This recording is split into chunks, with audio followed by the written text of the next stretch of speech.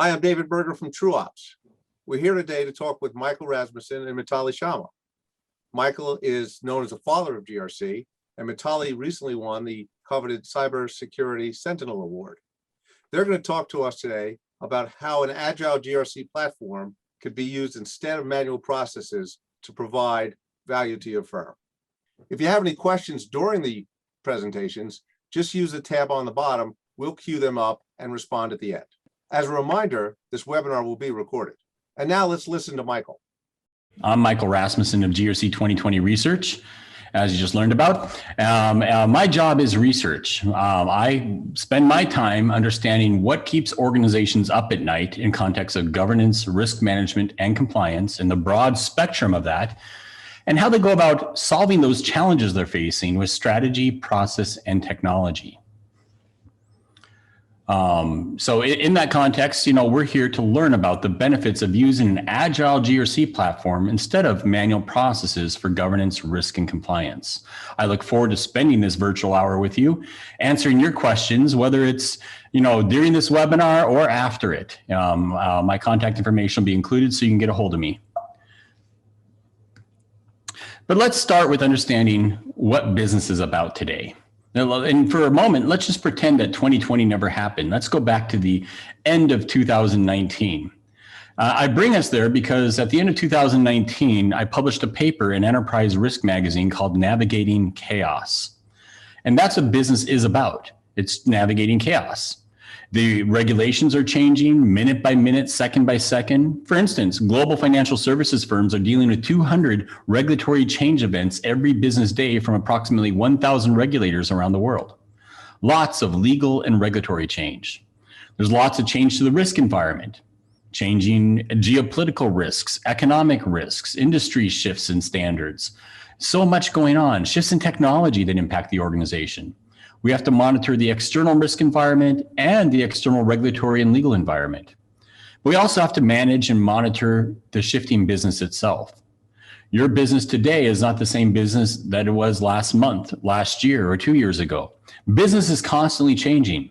Employees are changing, processes are changing, the strategy's changing, and we have to keep up with all that change. Not only that, today's modern organization, doesn't really matter what industry you're in, half of the people working on your processes and systems and information are not traditional employees. They are third parties. The outsourcers, service providers, contractors, consultants, brokers, agents, dealers, temporary workers, intermediaries. You can no longer define where the organization starts and stops. The organization is not defined by brick and mortar walls or traditional employees. If we were in the corporate offices, many of us are still working from home right now. But if we were at the corporate office, you walk down the hall, you sit in a corporate conference room, half the people you encounter are not employees. They are third parties. They are contractors, consultants, temporary workers, outsourcers, service providers, and such. And as much as your business is changing, their business is changing. They might have been the right third party to do business with 2 years ago, but doesn't make them the right third party today. Their business has changed. Maybe they brought in new risks. Today's business is navigating chaos and trying to keep all these risks in sync and making sure the organization isn't overly exposed. Change in one area has a cascading impact in other areas. Now, I stated all this back at the end of 2019, then 2020 came in to prove my point. Business has changed. Processes, employees, risks, requirements. What starts off with a health and safety risk has this domino impact on all these other risks in the organization, like IT security risk. We've seen increased hacker activity because of COVID-19. Not only that, we move everybody to work from home environment. And in that work from home environment, the home office environment itself is insecure. Look around me. The TV behind me is connected to the internet. The speaker in front of me is connected to the internet. My wall outlets are connected to the internet. My blender down in my kitchen is connected. I can program it with my iPhone if for some reason I wanted to. I don't know why, but I could if I wanted to. That's the state of what we're dealing with today. Is everything's connected, and a vulnerability or a Trojan horse in any of these devices could compromise the home office network. And my laptop with my data, my connections to my clients on it. And so we have IT security risk. We've got a range of other risks facing the organization.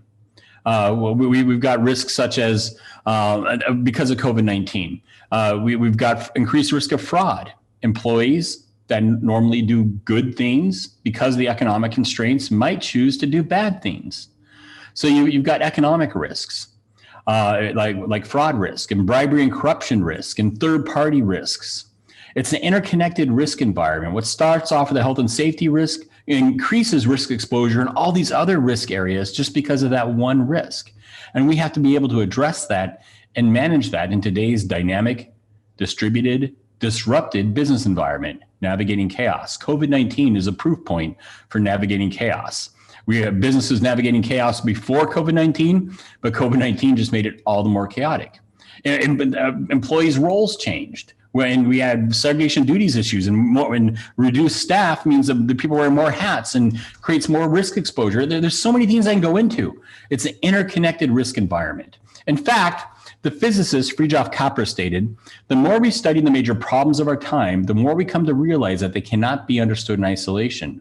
They are systemic problems, which means that they are interconnected and interdependent. The physicist here was talking about biological ecosystems. But it applies so well to business today that our problems, our risks cannot be understood in isolation. They are systemic risks, which means that they are interconnected and interdependent upon each other. What starts off with that COVID-19 risk, say the orange thread at the top, intersects with the IT security risk, could be the yellow thread. The fraud risk could be the brown thread. The employee risk and health and change in roles and processes could be the green risk. The third parties could be the next green risk. In using the graphic before, you can see that everything's interconnected and interdependent. And we need to be able to see the big picture of these risk relationships in the organization. But the problem is that a lot of organizations were unprepared. In fact, I have a whole blog that says, just because you're unprepared does not make COVID-19 and the pandemic a black swan. In risk management, you have this understanding of a black swan event, something that completely catches you by surprise, that not only were you not ready for, you weren't even aware of it. COVID-19 doesn't classify as a black swan event. We knew, I'm a student of history. You look at my bookshelves behind me and they're filled with history books, either Tolkien books or history books. And in that context, we've had pandemics since the dawn of time. I'm a particular fan of medieval history. And we can go into all the Black Death and plagues and things of the Middle Ages.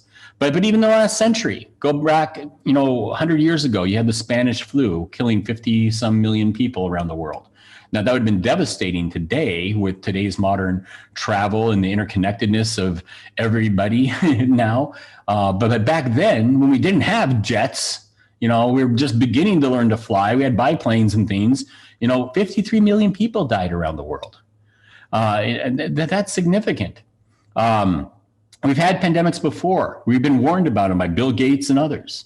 On top of that, you had the World Economic Forum and the global risks reports for years talking about pandemics as well as climate change and other risks. And so this wasn't a black swan event, but we were unprepared for it. And a lot of times I think we're unprepared because, we have all these little silos of risk management that fail to see the big picture and put everything together. Where risk management is encumbered by what I call the inevitability of failure of documents, spreadsheets, emails, manual processes. This just does not work for organizations to manage risk. I was talking to one organization.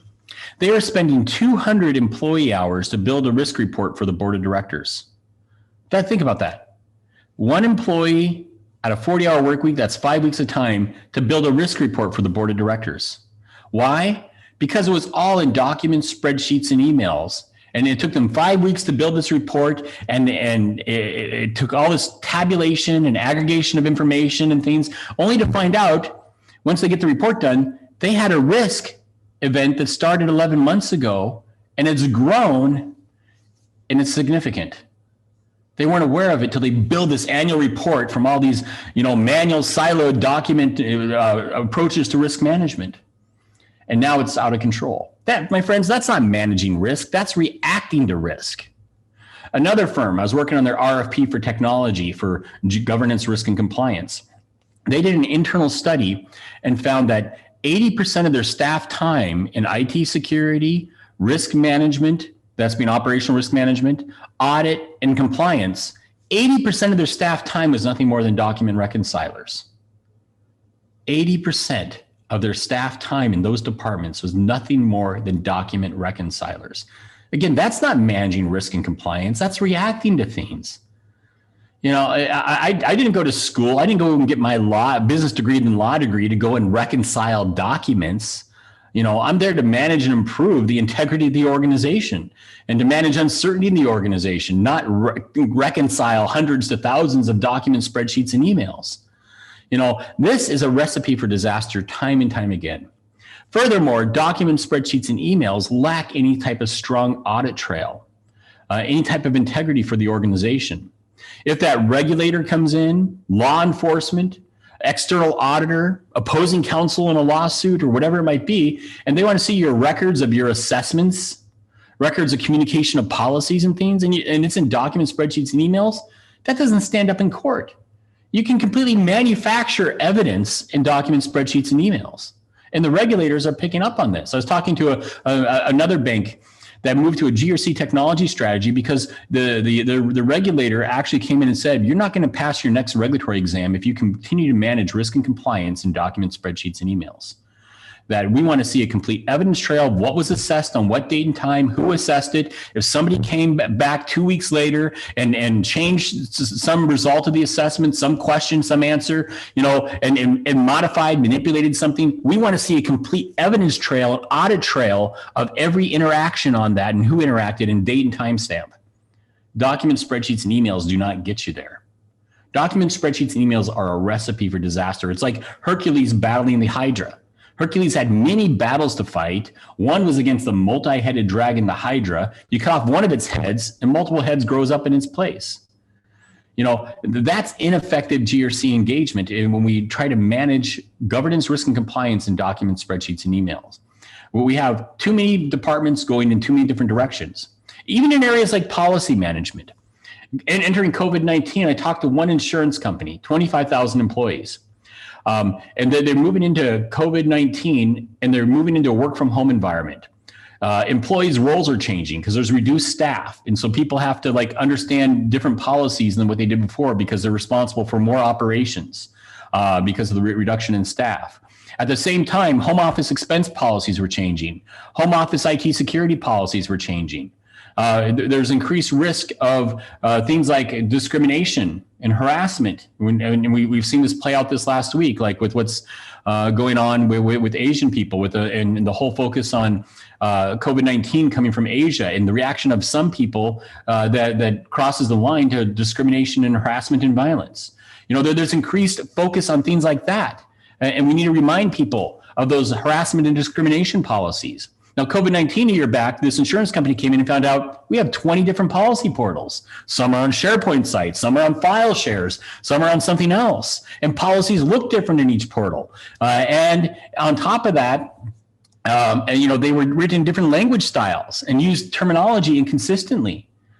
And this is all a concern. We're trying to move to a work from home environment and maintain a corporate culture and brand when employees are in panic mode. And this doesn't work for the company. You know, all these scattered approaches that have different file shares and files and documents and spreadsheets and emails.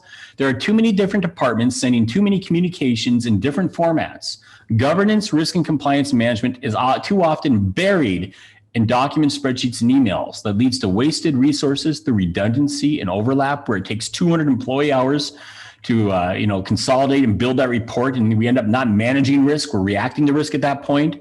There's excessive emails, documents, and paper trails that lack any type of evidence that can stand up in court. And on top of that, the line of business is screaming. This week, it's an IT security assessment. Next week, it's a business continuity assessment. The week after that, it's an operational risk assessment. Half these questions in this assessment, I'm answering next week in this assessment and in that one. Document spreadsheets and emails are inefficient.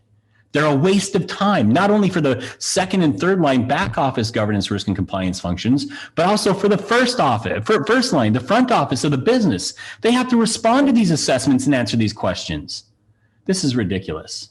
Document spreadsheets and emails. It's poor visibility reporting. We get things out of sync, overwhelming complexity, and overall lack of accountability in the program.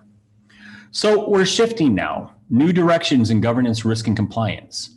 Where past, we had a lot of different fragmentation, different departments doing different ways and different things in different ways, and an over-reliance on documents, spreadsheets, and emails that was highly inefficient, ineffective, and certainly wasn't agile for the organization.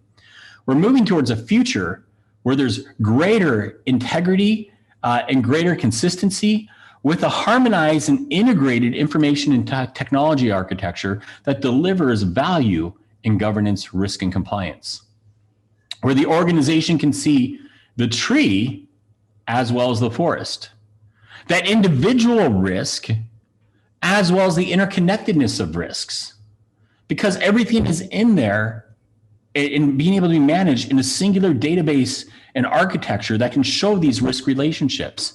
It doesn't take 200 hours to build a report to aggregate and tabulate and bring together to see these risks and their overall exposure and their relationship into the organization. It's there at a press of a button.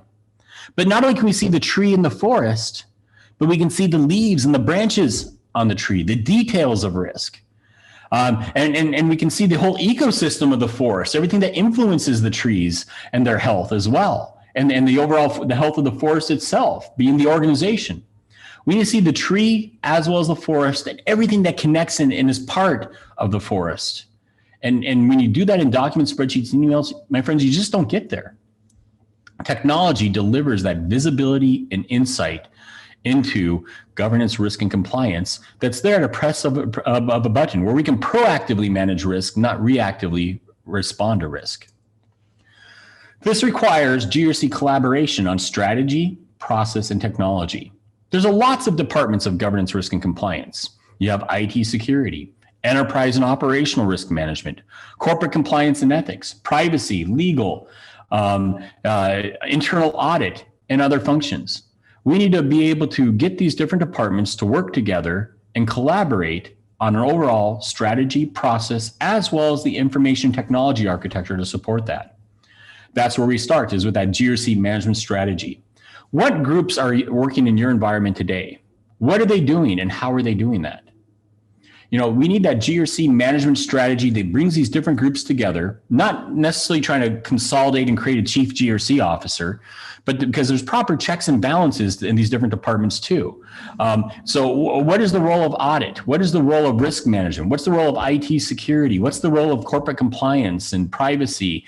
And how do they come together and work together? And building out that GRC management strategy with an overall charter that enables this group to function and work in the organization. From there, what are the GRC management processes? Particularly our common processes across these different departments, like policy development and communication, incident notification and response, like incident investigation and case management, assessments, the risk and control assessments in the organization. What are the common processes that we need to support in this strategy that all these different departments can leverage and reuse and define for them, and that works for at the department level, but at the aggregate enterprise GRC management strategy level. And once we define the GRC management strategy and the associated processes, from there we can define the information technology architecture needed to support that and engage the organization.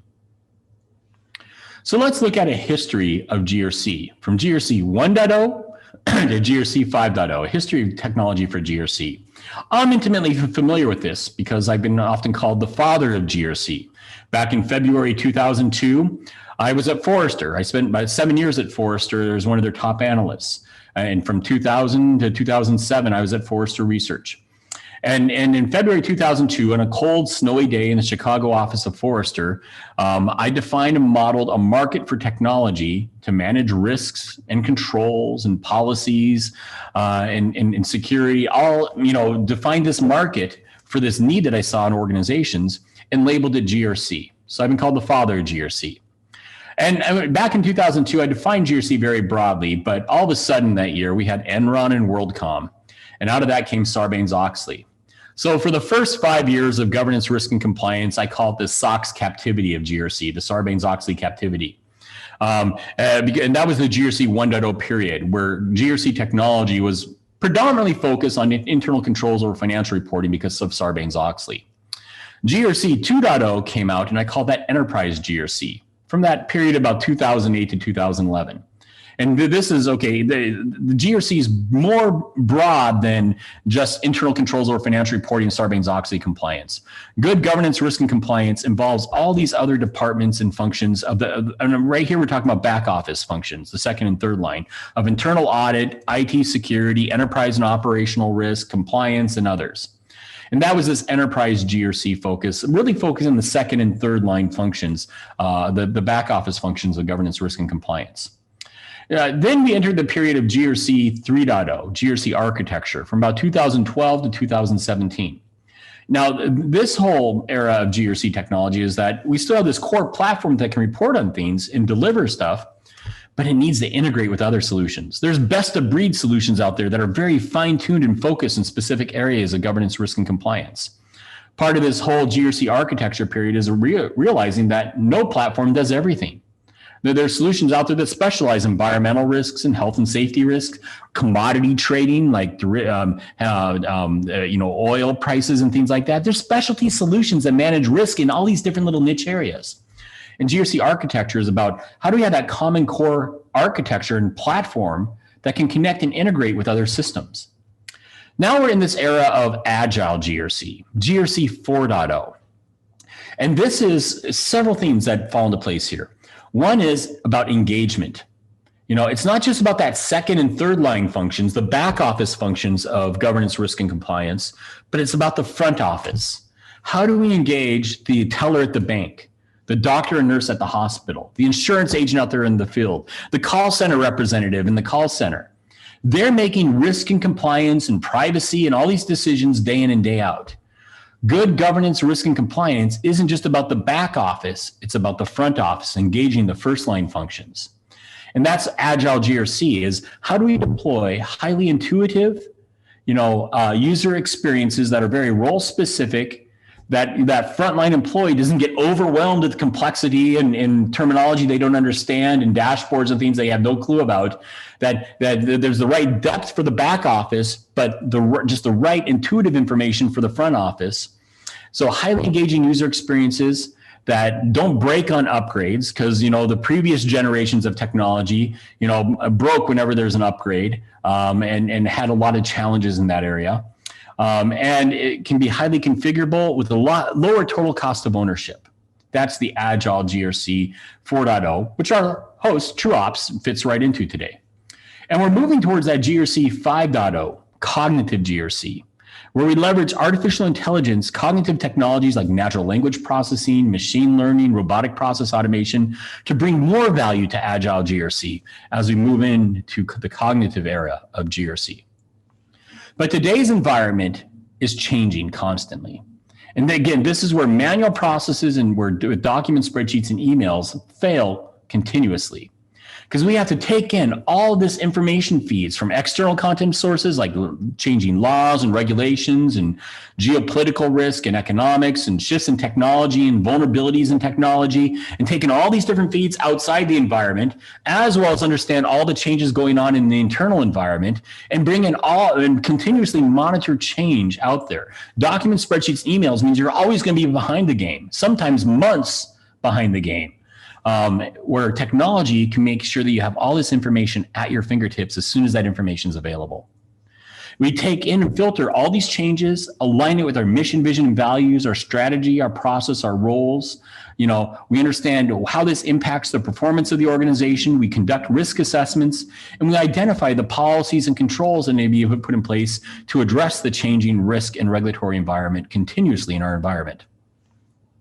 This requires an information architecture that has the capability to take in distributed and disconnected GRC data points, integrate and map these together to provide context, and analyze and understand relationships and build out action items. This is what I call 360-degree GRC contextual awareness, analytics, intelligence capabilities. To be able to take in all this information and see relationships and build out action items on it. This slide models that. It starts with objectives. If we talk about what GRC is by definition, GRC officially is a capability to reliably achieve objectives, whether they're entity, strategic level objectives, department objectives, process objectives, while addressing uncertainty. That's risk management. ISO 31000 is the effect of uncertainty on objectives, and act with integrity. So governance, risk, and compliance is a capability to reliably achieve objectives, the governance function, while addressing uncertainty, risk management, and act with integrity, compliance. So it starts with objectives. What is the organization trying to achieve? What are our entity, division, department, process, project, or even asset level objectives? What are the objectives? What are the risks then to achieving those objectives? We cannot do a risk assessment without understanding objectives. Again, ISO 31000 defines risk as the effect of uncertainty on objectives. So we need to understand the objectives of the organization, the risk and uncertainty to those objectives. Then we can identify the controls. What controls we put in place to mitigate the risk to those objectives? When you have a risk, you have four things you can do with that risk. You can accept the risk as it is. You can avoid the risk if that's possible by making a decision where there's no longer a risk. You can transfer the risk like through insurance or hedging, or you can mitigate the risk with controls, and that's when we focus on the most. So we put controls in place to mitigate the risks so we can reliably achieve the objectives. Issues, incidents, cases, and investigations might indicate where we're going to miss those objectives. All of those issues and cases is where risk is materialized, and that we can start populating our risk assessments with good information, historical information on how this risk has materialized in the past and impacted the organization. So we come up with more objective risk assessments as opposed to subjective. Those issues also point to where controls are missing in the organization, or they're weak or are needed. Roles, you've got control owners and risk owners and subject matter experts on risks. Policies, every policy is out there to help us reliably achieve business objectives. Can you imagine an organization without policies? It would be a mess. Policies help us have consistent operations, processes, transactions, and behavior. They help us reliably achieve objectives. But policies are also risk documents. Every policy is a risk document. It addresses a risk. And that risk was significant enough that we had to write down rules to control that risk in a policy. But very few organizations even know what policies they have in their organization. Like that one organization had 20 different policy portals. And, that's a mess. But not only do they not know what policies they haven't mapped their policies to their risks, but even at their core, policies are risk documents. Policies authorize controls. Your password policy tells you length of password, complexity of password, frequency of change of password. Those are controls in your environment. Your gift entertainment policy tells you the amount of a gift and frequency you can give a gift to any individual or entity over a period of time. Those are controls in your environment. Issues, cases, investigations, those are violations of policies and tell us where policies can be improved, or there might be ambiguity in policies, or there might be management problems or training and awareness problems on policies. Regulations impact our objectives, risks, controls, policies, and everything applies to some level of the organization, whether it's an entity level, like a code of conduct, a process type risk, like an accounts receivable or payable type risk, like gift or entertainment expenses, or an asset level, where you might have a risk control or policy obligation, like privacy that applies to individual data out there. And so the mapping things, the organizational structure. Now, if you think about this, you're managing all these different areas in documents, spreadsheets, and emails, you never get contextual intelligence. You never get that insight unless you spend hundreds of hours building those reports, and by then it's too late. But if you have a solid, strong information technology architecture, you get that information immediately when you need it, and you can see these relationships. Is this risk being managed properly? Have we had too many issues and incidents around this risk, increasing our risk exposure? Or have controls failed? Does a policy need to be communicated as a result because we have these issues and incidents, increased risks in this area because people aren't aware of it? When we have good contextual information that's out there in a dashboard or press of a button, it allows us to be proactive and not just reactive. It enables us to be able to have higher quality information, optimize our processes, better allocate our capital to where our risk exposure is the greatest, improve effectiveness of the organization, protect the reputation and brand, and reduce costs. All of this is becoming critically important in today's dynamic, distributed, disrupted, navigating chaos environment. GRC technology provides automation and tracking. It provides management reporting that's there at a press of a button. It doesn't take you 200 hours to build that report. Has that audit trail that says who did what, when, how, and why. Who did that assessment? What was the original assessment answers? If somebody came back and changed answers, date, timestamp, a complete audit trail and system of record. Not only that, it can provide that on everything, even policies, and who read a policy, who was trained, did they attest to the policy? It provides strong workflow and tasks so things don't slip through the cracks. Collaboration across different governance, risk, and compliance departments, and being able to have dashboard and monitor enforcement in the organization. Can integrate with other systems, provide complete visibility into our risks around the world. But particularly, as I was just stating, it provides defensible GRC, where we can understand what assessment was done on what date and time. Who did that assessment? Do we meet our requirements? Were there exceptions that were granted, and were those exceptions properly documented and improved? I mean, think about that. I mean, if your password policy, it says you shall have 30-character passwords changed every 5 minutes, whatever it might be, there are certain IT systems that might not be able to meet those requirements, legacy systems. And you have to document those exceptions to your policies and your controls. If you're not, the regulators and external auditors are going to have a field day with you. And we need to have that. And so do we have that complete defensible GRC system of record and audit trail that we met the requirements, exceptions are managed, what policy or assessment was communicated on what date and time, what version of the control was done, evaluated, and so forth. Defensible GRC is critical. But it means that we need to have GRC engagement, bringing governance, risk, and compliance to the front lines of the organization. The coal miner in the coal mine is making environmental and health and safety decisions every day. The doctor and nurse at the hospital are making patient safety and patient privacy every minute of the day. The call center representative is making patient if it's healthcare, but personal information, like in the financial services data center too. They're making privacy and security decisions every moment of the day. GRC is not just about the back office, but about the front office. And we need to bring governance, risk, and compliance technology to the front lines of the organization. We need to provide good technology that allows for collaboration across different roles of IT security and audit and enterprise and operational risk and compliance, third-party procurement vendor risk, and allow all these people to work together so we can see that tree in the forest. We each bring our little puzzle piece that provides a part of the puzzle to the big picture of risk in the organization.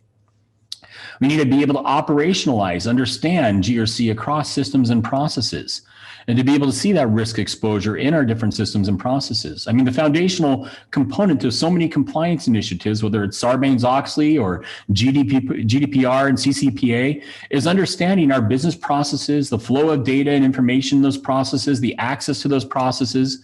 That's all foundational for managing so many different compliance and risks in the organization.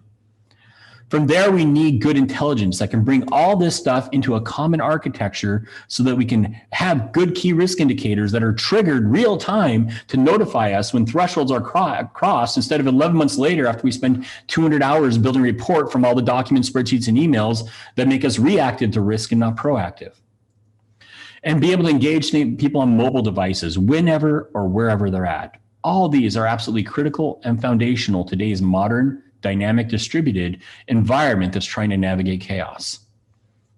When you automate governance, risk, and compliance away from all the manual processes of documents, spreadsheets, and emails, there are 3 different categories of value that you will achieve. The first one is efficiency. Time saved from manual processes, simplified and streamlined processes, reduction in reporting time where it doesn't take 200 hours to build a report, and reduce staff to manage risk and compliance. The efficiency is the time saved and the money saved. Effectiveness means less things slipping through the cracks. Audit trail of everything that happened with a complete defensible system of record, and allowing for easier conversations with the business and risk owners to engage them. The third area is agility. Also, the flip side of that being resiliency. Ease of configuration to adapt to a changing regulatory risk and a changing business environment. Risk manages relationships and employees and roles change and evolve, and streamlined agility in business change, like during COVID-19 and restructuring and coming out of COVID-19, or mergers and acquisitions, and the ability to quickly identify needs with new relationships, roles, responsibilities, and tasks. Today's GRC 4.0 Agile GRC technology delivers this value. where it's usable, engaging, intuitive. And it's good not only for the back office, the second and third line functions of risk, compliance, security, audit, but also for the front office, the first line function, managing and interacting with this risk every day.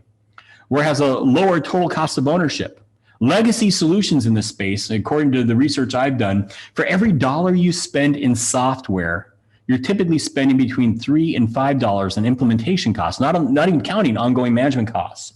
Newer technology, the GRC 4.0 Agile technology, like our host today, TruOps, for every dollar you spend in software license, you typically on average you spend between 50 cents to $1.50 on implementation, as opposed to the historic cost of $3 to $5 for every dollar.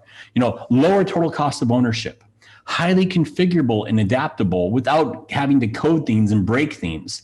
Where things are scalable, adaptable, easy to integrate, has a right depth of analytics, is starting to look towards that future of artificial intelligence and robotic process automation, and is future-proof, doesn't break on upgrades. I'm interacting with several firms right now that are on legacy technologies, right, GRC technologies, that to get to the next version of the same software that they're already on is such a costly project that is going to cost just as much to implement a whole new solution in the environment. Agile technology, Agile GRC technologies are future-proof. They're easy to upgrade and don't cost an arm and a leg or even more than an arm and a leg to upgrade. And that's what you need to be looking for is Agile GRC technologies that are usable, lower total cost of ownership, highly configurable, scalable, adaptable, easy to integrate in your environment, provides the right depth of analytics for both the back office and the front office, has that they're looking at artificial intelligence and robotic process automation and what I call cognitive GRC for the future, and is future-proof. It does not break on upgrades. The benefits of the 360-degree contextual awareness of GRC, it means with the Agile GRC technology means we're more aware. We can see the tree in the forest, the risk and all of its relationships. This allows us to align our strategy to effectively address that risk together across departments. This makes us more responsive, that we can identify that risk early on instead of 11 months later after 200 hours building a report, that we can see that risk at a dashboard at any moment in time and be responsive when that risk crosses a threshold or where an issue is identified. This makes us more agile and resilient of an organization, as well as delivers efficiency in the organization.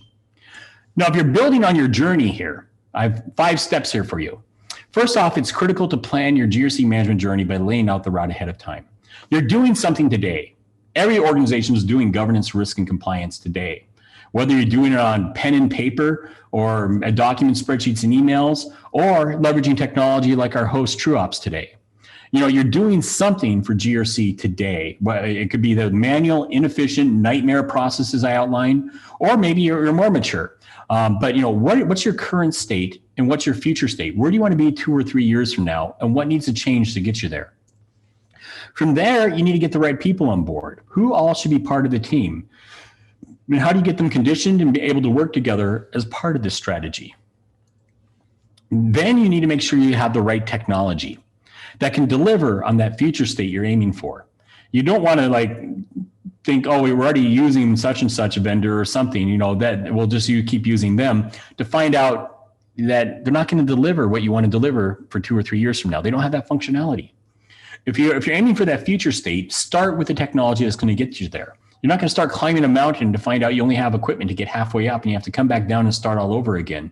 Projects like that lead to bad reputation in the organization. You need to make sure you have the right technology foundation that can deliver on the future state you're aiming for. From there, you want to break things into stages. If you climb Mount Everest too fast, what happens to you? You die. You got to get up to that first level, the base camp, let your body acclimate to the altitude before your body is actually ready to get to the next level. You can't just run up Mount Everest. You've got to tackle things in stages. And you need to do that with a good GRC project too in the organization. Make sure that things are broken down into achievable stages. But you also need to be prepared for shifts and changes. COVID-19 comes along. We have to, react and change. In 2021, might see aliens invade or an asteroid hit us or something. But your mergers and acquisitions, there's everything else. There's so many things that can happen. That makes this world exciting of GRC, that it's never dull. There's always things changing, new regulations, new risks and things, and we have to be there to help the business. Once complete, your journey's never over. You need to prepare for the next risk, exposure, continuity issue, challenge, compliance, or even merger and acquisition and business change. One question that's come in is, what's the reality of artificial intelligence right now? Is there anything that's game changing that is going to happen? Now, in that context, the whole artificial intelligence, what I call cognitive GRC, it's not like a light switch. It's not binary where all of a sudden one date it just flipped on. What we're seeing is a progression of value. There's been a lot of hype, and I think everybody in their stepchild in the governance, risk, and compliance space has been marketing, artificial intelligence. They put some type of simple logic in a workflow. They're calling it artificial intelligence. And now, so not everything really, in my mind, meets the threshold of artificial intelligence that's being marketed as artificial intelligence. You have things like machine learning, robotics process language, robotics process automation, and natural language processing and things. And we're starting to see value today in some of these areas, and this value is going to increase and progress over time. I mean, you take areas like regulatory change and like reading regulations. Yeah, like the Financial Conduct Authority over in the United Kingdom. You print out their rule book and it's 6 feet tall, literally. Now, it would take me a year to read that. A machine can read that in seconds. I mean, literally, I've seen technology in this area where they can take in the whole FCA rule book in about 30 seconds, have it all dissected and organized and cross-referenced and things. It's just absolutely amazing. What takes me a year to read, a machine can read in seconds or even microseconds. But, talking to one firm, like a compliance officer in a life sciences firm, they found not only is like natural language processing very fast at reading regulations, but it's also 30% more accurate. Think about it. If you had 6 feet of regulations to read, your mind's going to wander. You're going to say, oh, there's blue skies out there. I wonder, I should go biking today or something. What am I doing for dinner tonight? When you're reading regulations all day for 6 feet of regulations, your mind's not going to stay on task. A machine, a computer, it stays on task. Its mind doesn't wander. It does not wander. And so not only is it a gazillion times faster, it's also, according to what I've heard from compliance officers and others out there, 30% more accurate. And so we're starting to see value today. And sometimes these are a lot of specialized applications that are getting moved into GRC platforms or partnerships to GRC platforms. We're seeing areas of like robotic process automation take value today. But all this is going to start to grow and become more valuable over time.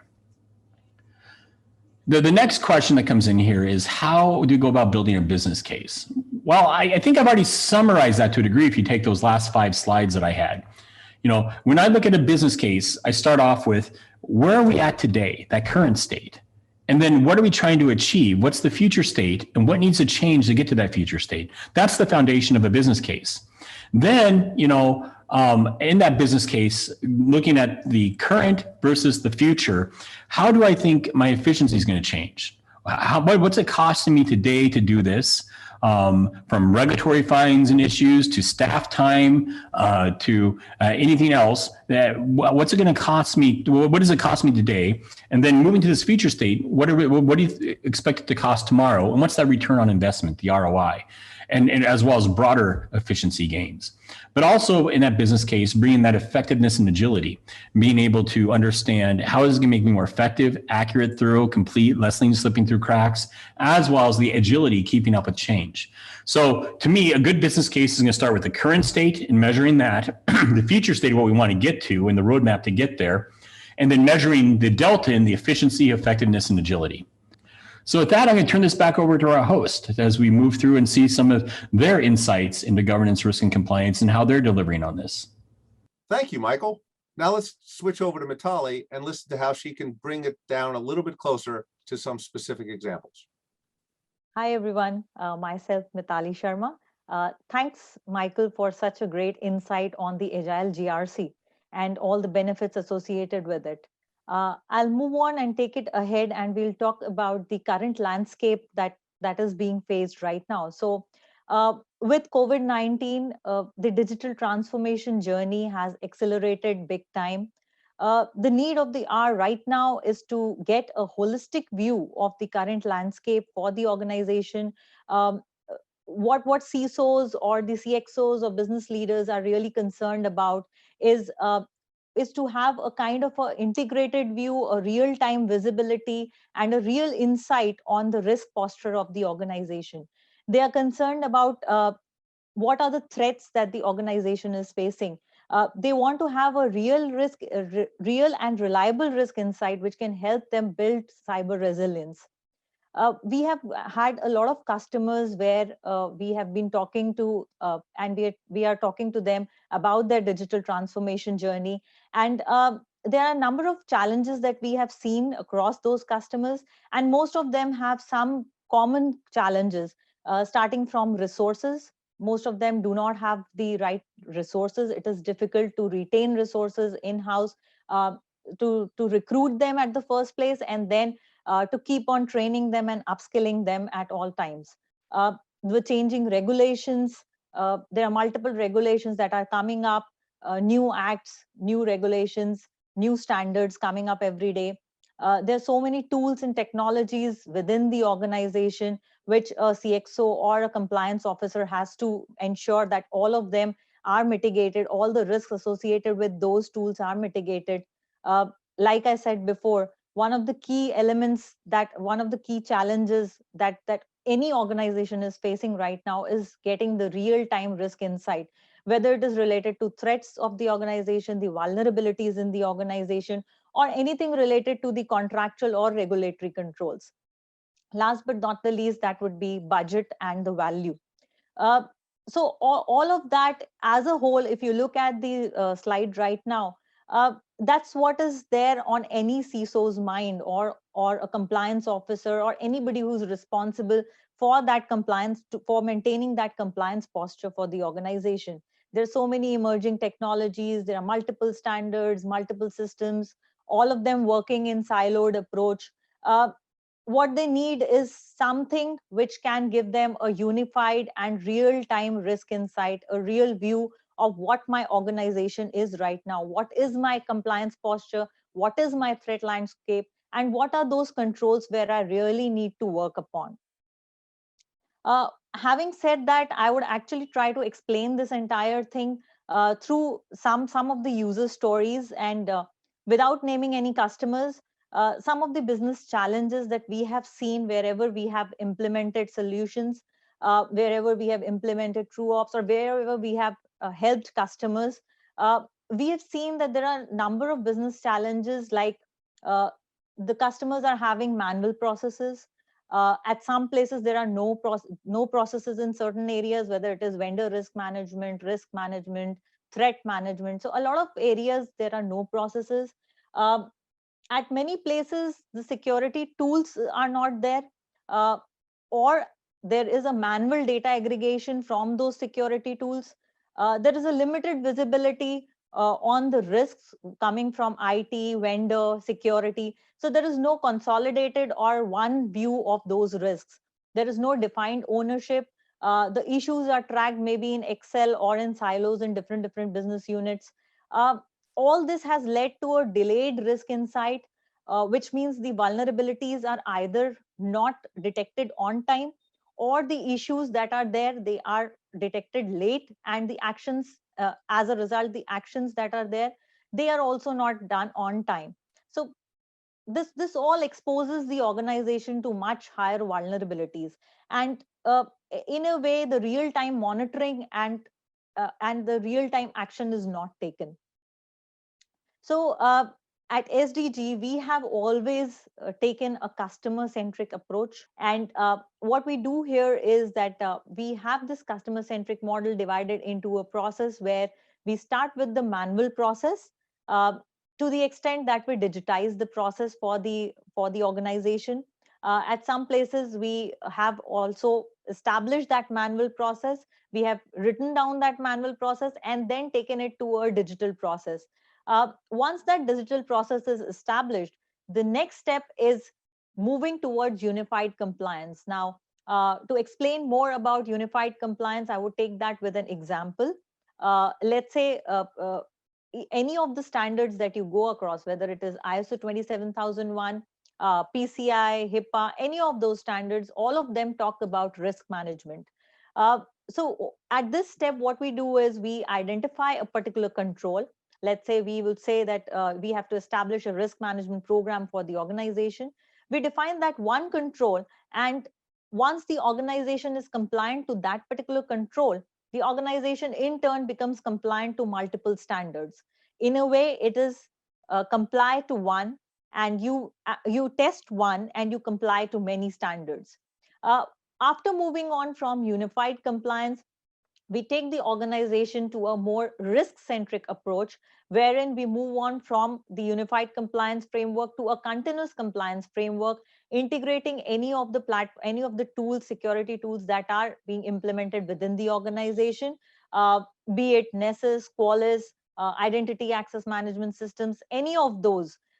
We try to integrate those systems, get the real-time insight so that any decision that is being made is more of risk-centric. It moves from being a control-based decision to a more of a risk-based decision, which has its own orchestration built inside through the intelligence. The tool is intelligent enough to give you risk insights so that you can move from being a risk-based organization into a cyber risk resilient organization. So that's how we have transformed organizations from starting from the manual processes to making risk informed decisions. So all of that has actually helped the organizations become more resilient towards cybersecurity, towards the cyber threats that they face. And here is just a simple metrics of some of the impact that we have done. We have reduced considerably the time that was spent in all the compliance activities, and we have also increased the efficiency with which the teams were performing.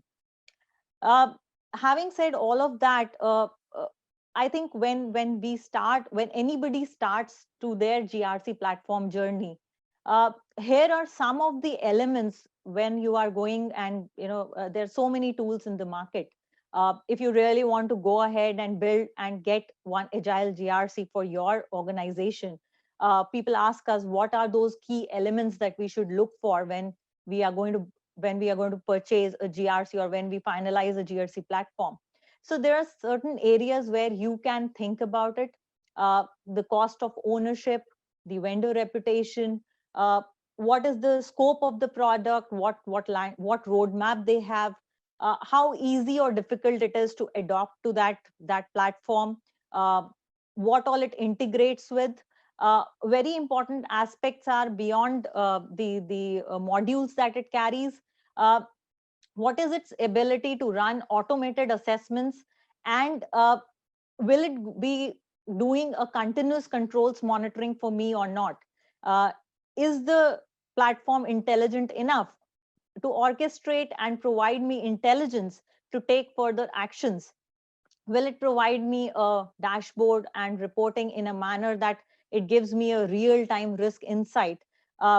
Is it going to collect data and present it to me from all the sources and use the automation and cognitive capability to show those data and to help me analyze the data, or do I need to really spend too much time even after getting that tool? So those are some food for thought that you can think of before you go on to make a decision to buy a particular GRC platform. How do you start your journey of an agile GRC? This is how you can do it. You first assess the need. Do I really need a GRC platform? Do I really need to do it now, or is it in my roadmap for the next 3 months, 6 months? Once you have assessed the need, go ahead with the planning of implementation. Which integrations I'm going to do first, which integrations would be second. Just do it in a phased manner.